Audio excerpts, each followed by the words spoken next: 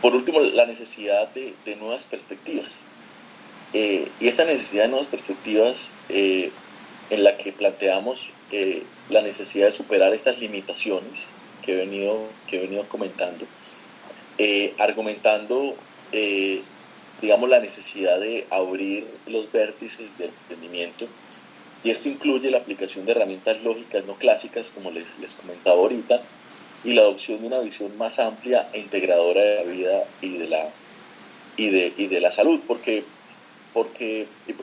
soy insistente en el tema de las lógicas no clásicas,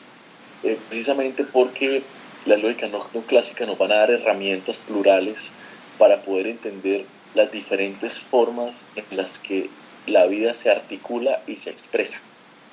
Y eso, para eso, las lógicas existentes, ¿cierto? La lógica formal clásica, aristotélica, incluso la lógica de los incorporales, de los estoicos, que es tan bella y tan importante, digamos, no nos otorga las suficientes herramientas para poder ingresar a un mundo, digamos, tan profundamente difuso como el que nos presenta, como el que nos presentan los sistemas vivos. En todo caso, bajo esta expresión paradigmática sobre la cual descansa la analítica de la enfermedad como campo de estudio de las ciencias de la salud, se hace fundamental asumir en las lógicas de esta reflexión rupturas hermenéuticas del orden histórico, por supuesto, como lo establece la profesora Gabriela Berti, que condicionan el devenir de la ciencia y sus revoluciones a las aplicaciones de campos disciplinares en los cuales se desarrollan. Específicamente nos interesa provocar apuestas de investigación que se concentren no en el conocimiento unívoco de la enfermedad, y soy insistente con esto, sino en la comprensión compleja de los sistemas vivos, mucho más amplios y densos que la visión antrópica del mundo,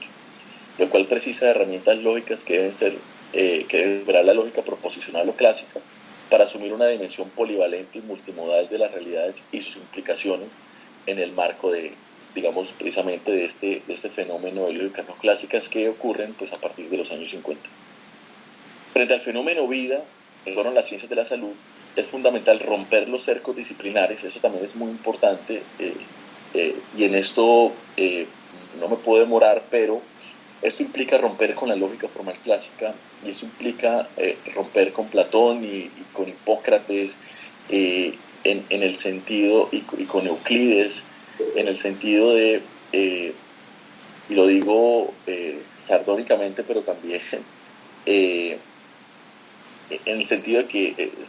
esa idea de zapatero a tus zapatos, digamos, no funciona hoy. Esta idea de que la salud solo les corresponde a los profesionales, a la gente que estudió para los temas de salud, pues esto ya no funciona, y es precisamente parte de la sintomatología del problema, porque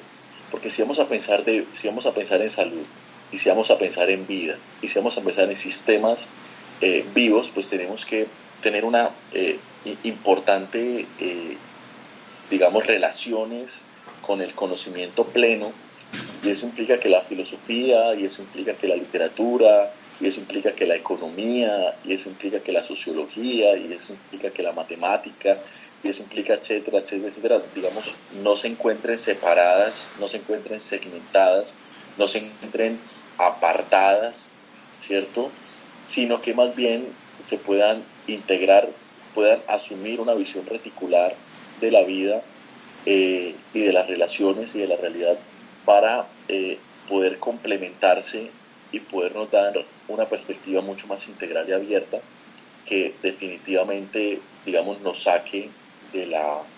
este deduccionismo, digamos, roñoso en el que nos encontramos todavía, ¿vale? Vuelvo al asunto, uno va al médico otra vez para que le diga qué es lo que tiene,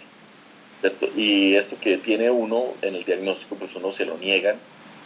a través de un medicamento, una operación, pero pues ahí se acabó la salud, y eso es mucho más costoso, y esto es mucho más desigual, y esto un poco en lo que estamos. Entonces, asumir la vida es asumir su indeterminación. Por esto, sus pasiones, relaciones y complejidades que no se agotan o sustentan tan solo en la lógica del padecimiento. Pensar la salud constituye abrir semánticas de mundos posibles en los que la razón no es distinta a la imaginación, así como el objeto no es distinto al sujeto y por tanto arte, filosofía y ciencia no son, no son distintos. Un poco cerrar esa posición pues, de la lógica formal clásica. Comprendiendo esto, para dar apertura a caminos de ciencia grande, de sistemas abiertos que desarticulan las representaciones del realismo ingenuo, objetividad, subjetividad, en el que se requiere de un ejercicio de ciencia buena, como establece el profesor Carlos Eduardo Maldonado, que proporcione la base de conocimiento sobre la cual se construye una perspectiva de la innovación que desajuste creativamente el estado de cosas existentes al pensar la salud. Así, la práctica médica pasa por asumirse en la indeterminación para moverse lejos de las perspectivas reduccionistas que enarbolan parte del actual ejercicio de la medicina, por concepciones biológicas que nieguen la entropía, para asumir relaciones por fuera de leyes, protocolos, circunscripciones, perfiles, objetos, entre otros, propios de los sistemas cerrados,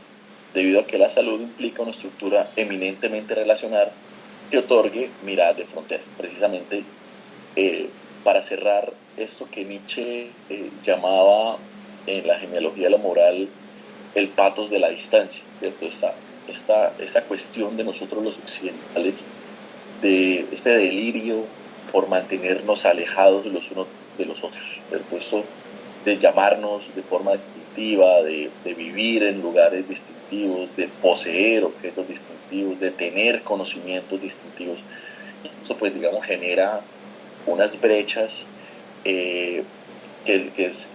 cuando esas brechas se cierran en la ciencia y en la epistemología contemporánea es lo que se llama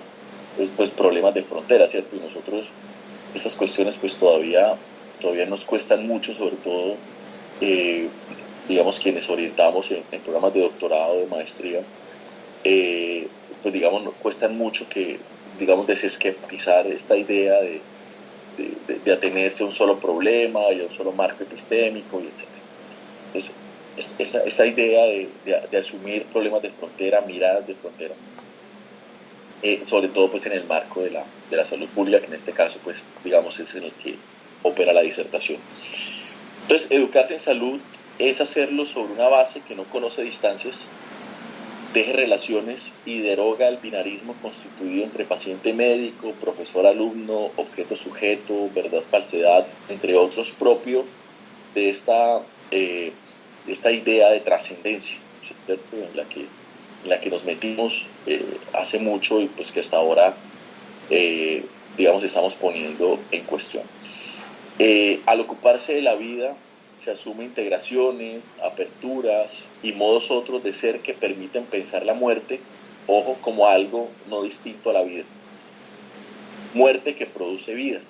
pudiendo inferir que la muerte es inexistente en términos absolutos, sino un campo de complementariedad de la vida vista desde la inmanencia. Por ejemplo, el concepto de apoptosis o el concepto de muerte celular, ¿cierto? La muerte es connatural la vida, ¿cierto? La muerte tampoco es la negación de la vida, la muerte tampoco es lo otro de la vida. Por eso le tenemos pavor a la muerte y por eso Heidegger fue tan controversial cuando en 1927 pues escribe este tiempo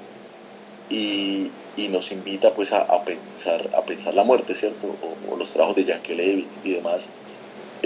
porque nos pone sobre una situación en la que nosotros los occidentales pues no estamos acostumbrados a pensar, porque nos parece lo otro de la vida, ¿cierto? Nosotros no pensamos en que muerte y vida pues están implicadas, están entrelazadas. Nosotros morimos todos los días, ¿cierto? Morimos a cada momento. Claro, eso implica pensar en sistemas vivos, ¿cierto? Eso implica salirnos digamos, de la estructura pues, de la conciencia y de la idea de identidad de esas vainas, en las que nosotros pues hemos sido educados y con las cuales hemos sido formados y pues que ahí nos encontramos. En definitiva, esta reflexión busca profundizar en el paradigma actual centrado en la enfermedad, destacando la urgencia de rupturas hermenéuticas que permitan una comprensión más amplia de la salud. Se examinarán entonces los supuestos históricos que han moldeado las ciencias de la salud enfatiza la necesidad de adoptar herramientas lógicas no clásicas y enfoques polivalentes para abordar la complejidad de los sistemas vivos. Este análisis conlleva un desafío a los límites disciplinares establecidos, proponiendo nuevas perspectivas que superen las concepciones reduccionistas del cuerpo humano. Además, se discuten los rasgos distintivos de la salud, como el optimismo y la sabiduría,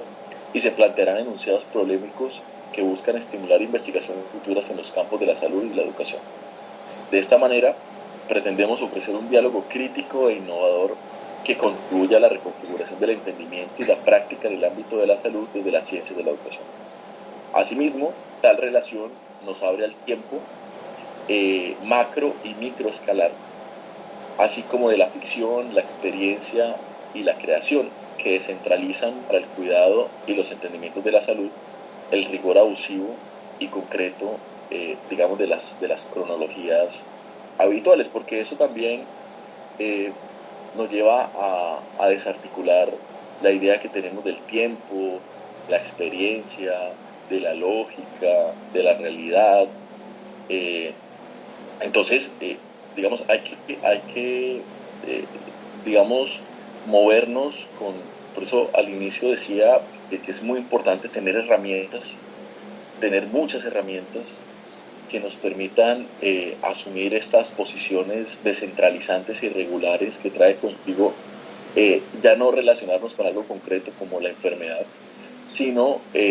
con algo profundamente complejo como la vida.